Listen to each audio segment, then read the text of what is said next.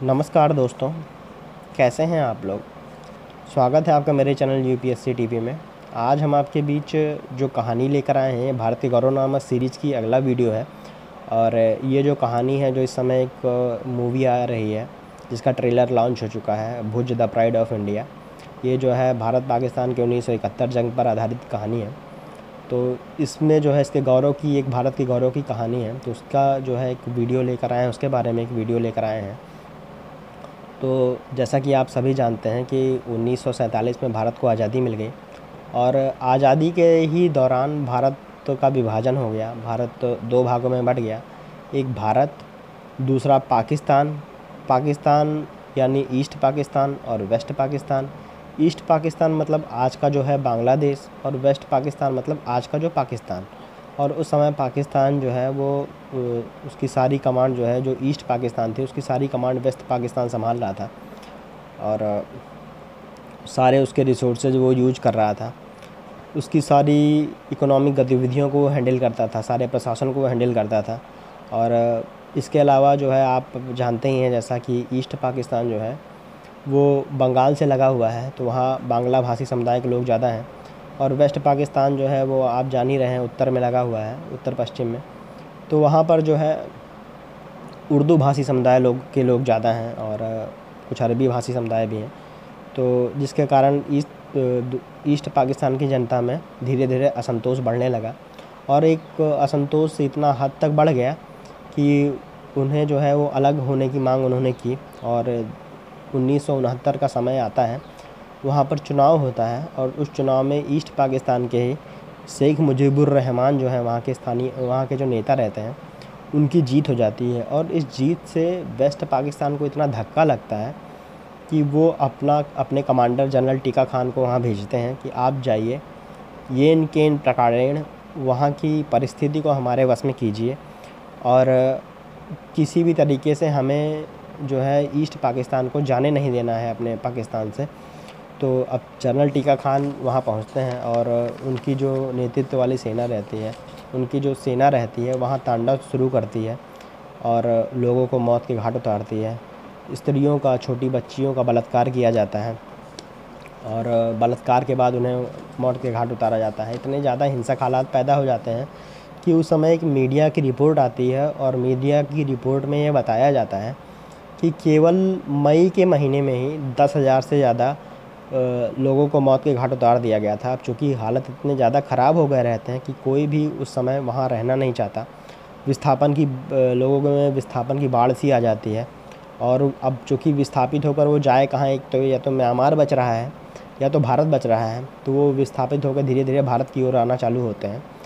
और उस समय चूँकि भारत के पास भी आप जानते ही हैं कि रिसोर्सेज उतने ज़्यादा हैं नहीं, अभी भी बात चल रही है कि लोगों को बसाया कहाँ जाए, तो रिफ्यूजीज़ को बसाया कहाँ जाए। तो उस समय भी इंदिरा गांधी जी को जब ये पता चलता है तो वो उस समय अपने जनरल मानेकशॉ को बुलाती हैं और वो बोलती हैं कि मतलब आप कुछ उपाय ऐसा करिए कि इन सभी घटनाओं से हमें निजात मिल जाए। क्या हम जो है ईस्ट पाकिस्तान और वेस्ट पाकिस्तान को एक दूसरे से अलग नहीं कर सकते, हमला कर दिया जाए। तो मानेकशॉ उन्हें बोलते हैं कि अभी तो जो है वो मानसून आने वाला है और अगर इस समय ही अगर हम हमला कर देते हैं तो हो सकता है हमारी स्थिति कमज़ोर हो जाए, और अगर हमारी स्थिति कमज़ोर हो गई तो हो सकता है दुश्मन उसका फ़ायदा उठा ले जाएं।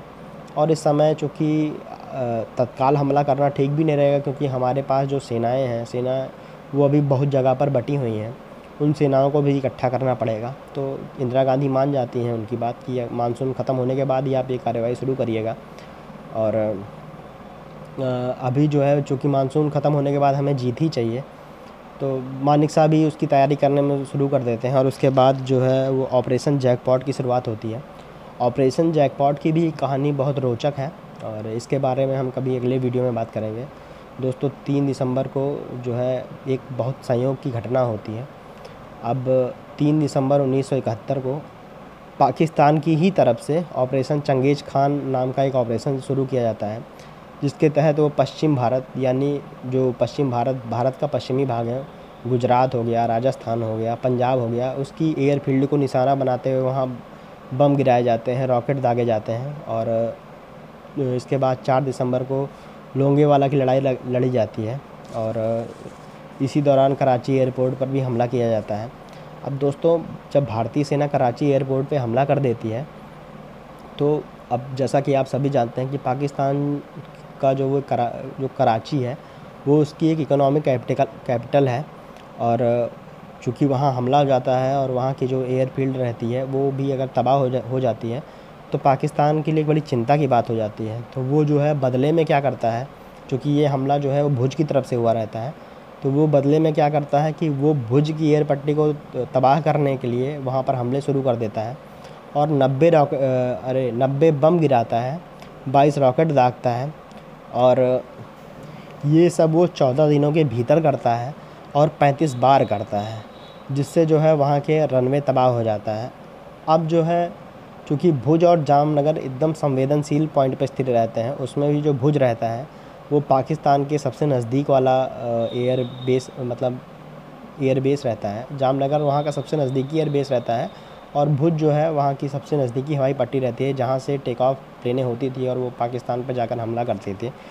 अब वहाँ पर जो है 3 दिनों के भीतर ही जामनगर से एक प्लेन आने वाली रहती है, जिसमें जो है जिसको पाकिस्तान पे हमला करने के लिए जाना होता है।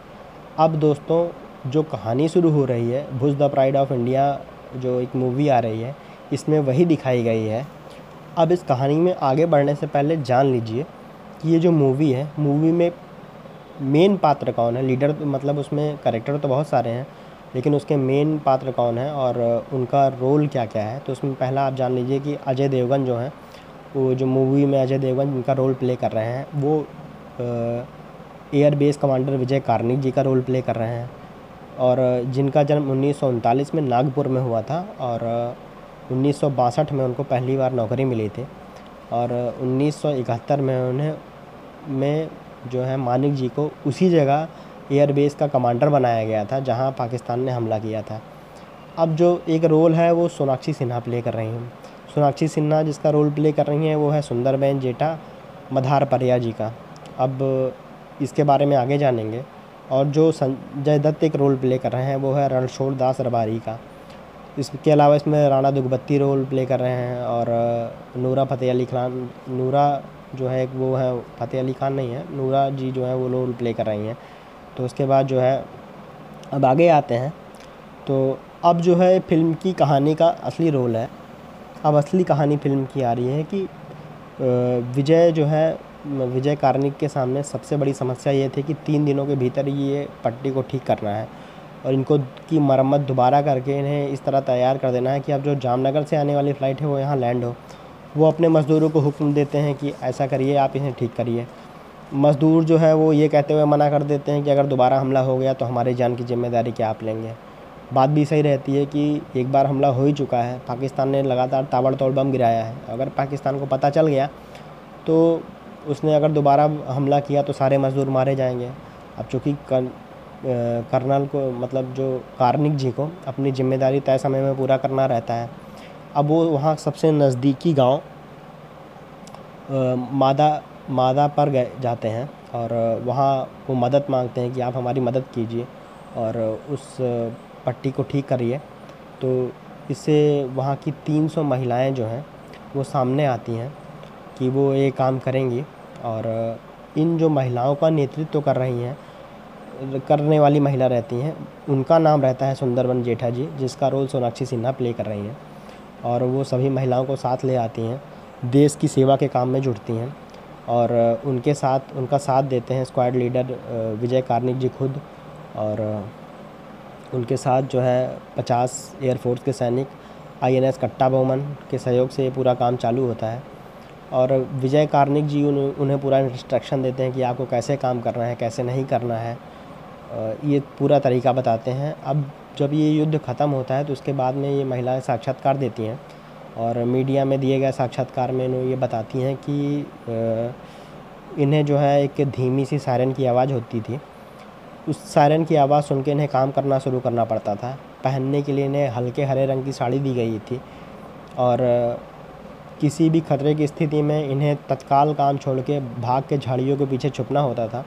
और वो जो हरे रंग की साड़ी थी वो ऊपर से देखने में दुश्मनों को उस झाड़ी जैसी ही लगती थी तो जिसके कारण उन्हें काम करने में काफ़ी मदद हुई। और इस तरह जो है वो सुबह काम शुरू करती थी और शाम को जब तक अंधेरा नहीं हो जाता था तब तक काम करती रहती थी।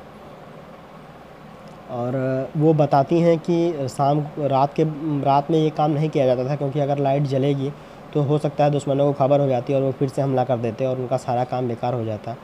और वो ये भी बताती हैं कि अगर हम इस काम को करते वक्त अगर हम मारे भी जाते तो भी ये हमारे लिए सम्मान की बात होती। और मीडिया को जब कार्निक जी इंटरव्यू देते हैं तो ये बताते हैं कि चूँकि महिलाएं उनके कहने पर आई हैं तो सबसे बड़ी जिम्मेदारी तो उनकी यही है कि वो महिलाओं की सुरक्षा करें किसी तरह। और सुरक्षा कर वो किस तरह कर सकते हैं, वो केवल इसी तरह कर सकते हैं कि वो महिलाएं केवल उनका इंस्ट्रक्शन फॉलो करें, और उसमें भी जान का खतरा बहुत ज़्यादा है।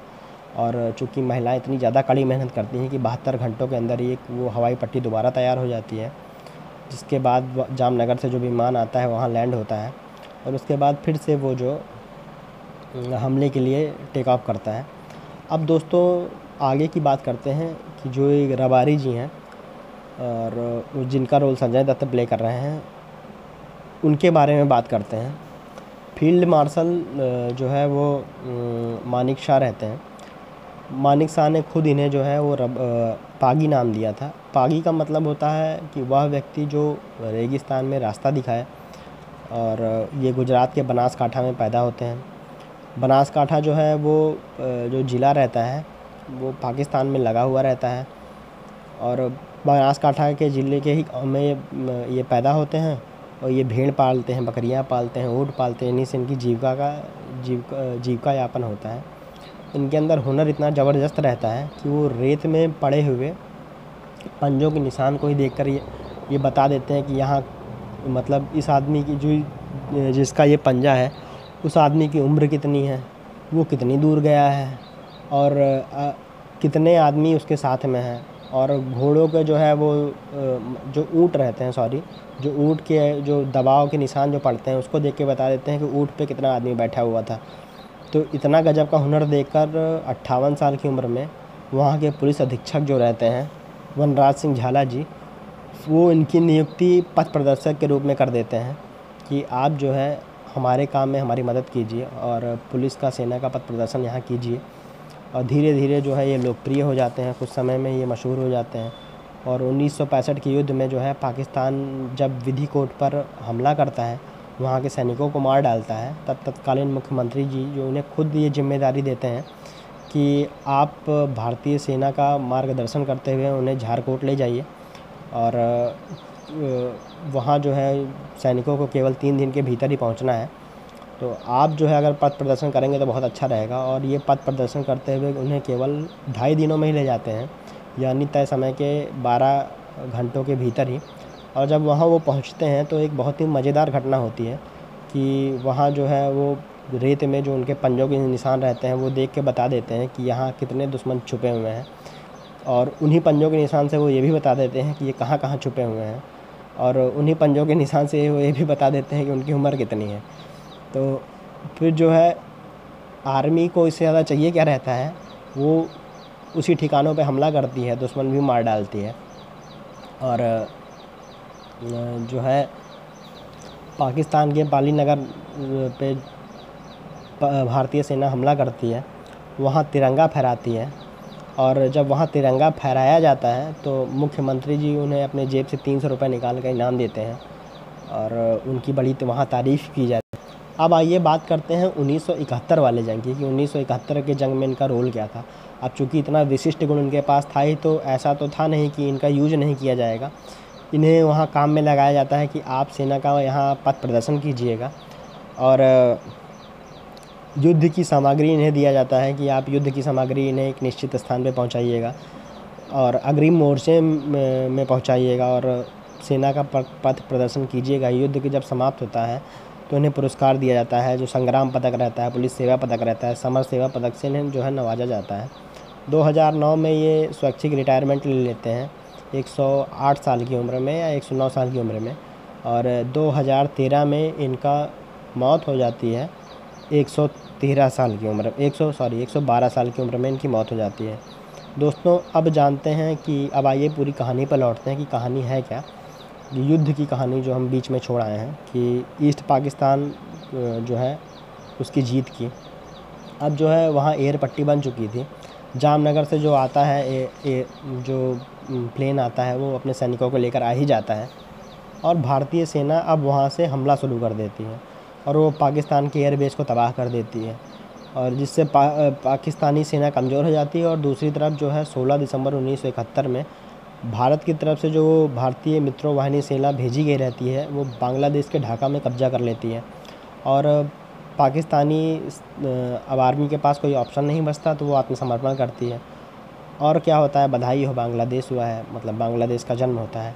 अब ढाका में ही उस समय मौजूद रहते हैं जनरल मानिक शाह, जिन्होंने जो है रबारी जी को पागी नाम दिया था। तो वो अपने सैनिकों से बोलते हैं कि ऐसा है, आप तत्काल जाइए और आज जो है वो रबारी जी को लेकर आइए, आज मैं उन्हीं के साथ खाना खाऊंगा। तो यहीं पर एक रोचक घटना भी होती है कि जब सेना वहाँ पहुँचती है, मतलब जब सैनिक वहाँ जाते हैं अपने हेलीकॉप्टर से, रबारी जी को बैठाते हैं तो रबारी जी को कुछ याद आता है। वो बोलते हैं कि ऐसा है, मुझे उतारिए और मुझे फिर से अपने घर जाना है। तो उतरते हैं और वो अपने घर से पोटली लेके आते हैं। अब चूँकि जनरल रूटीन है कि कौन सा सामान आदमी क्या लाया है, तो सेना उस सामान को चेक करती है, मुस्कुराती है, उन्हें बैठा लेती है। तो जब वो वापस आते हैं, तो जब वो बांग्लादेश के ढाका पहुंचते हैं तो वो पोटली जो है वो मानिक शाह के सामने खोलते हैं और बोलते हैं कि, मतलब मानिक शाह के सामने पेश करते हैं। उस पोटली में रहता है, कुछ रोटियां रहती हैं, प्याज रहता है, बेसन के कुछ पकवान रहते हैं, जिसे जो है वो मानिक शाह जो है अपने पागी के साथ बड़े चाव से खाते हैं। तो दोस्तों, बांग्लादेश की कहानी यहीं ख़त्म होती है। आपको हमारा ये वीडियो कैसा लगा कमेंट सेक्शन में बताना मत भूलिएगा और ये कहानी कैसी लगी ये भी कमेंट सेक्शन में बताना मत भूलिएगा। और मैं जो है इस कहानी के सभी पात्र आपको कैसे लगे ये भी कमेंट सेक्शन में बताना मत भूलिएगा। और अगर आप इस वीडियो को मूवी देखने के बाद देख रहे होंगे तो ये बताइएगा कि आपको मूवी कैसी लगी। और हमारे साथ जुड़िए, लाइक करिए, सब्सक्राइब करिए, शेयर करिए। धन्यवाद दोस्तों।